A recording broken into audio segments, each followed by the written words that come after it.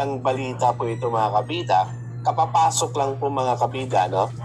Ito hong application for interim release, ng kampo po ni dating Pangulong Rodrigo Roa Duterte dyan po sa pre-trial chamber ng International Criminal Court, Ito, ipapakita ko po sa inyo yung formal pong pag-apply po ni dating Pangulong Duterte ng kanyang interim release dyan po sa ICC mga kabida. Ayan.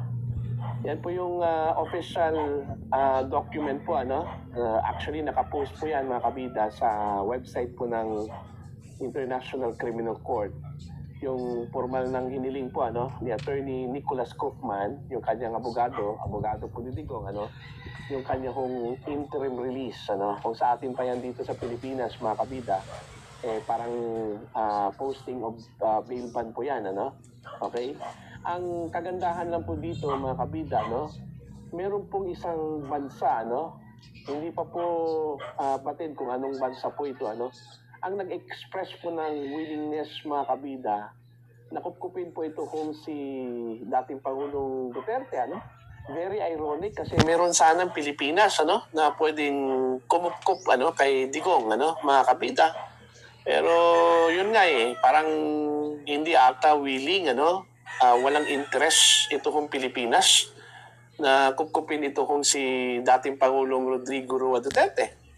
Kaya siguro itong ibang bansa na lang ang naghayag po ng kanila pong willingness na sila na mag-host dito ho kay FPRRD po mga kabida, Okay? Dito po sa balita ng The Philippine Star, eto babasahin ko lang po ito 4 hours ago yung kanila pong posting po mga kabida sa kanila pong Facebook page. Alright? Ang sabi po dito, breaking, former President Rodrigo Duterte's 6th interim release from detention to an undisclosed country. Ayun. Okay? Ito, babasahin ko lang po.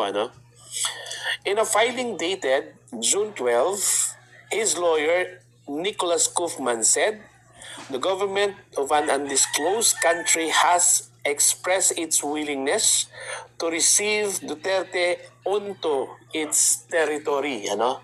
Siguro dahil nagpadala siguro ng filler or hindi natin alam or under negotiations prior sa filing ng interim release po mga kabida, na-confirm po ng kampo po ni Digong na mayroong isang bansa na gusto hong kupkupin ito hong si dating Pangulong Rodrigo Roa Duterte, Ay siguro ito na po yung naging rason kung bakit itinulak po nila ito kung pag-file po ng interim release mga kabida dyan po sa International Criminal Court.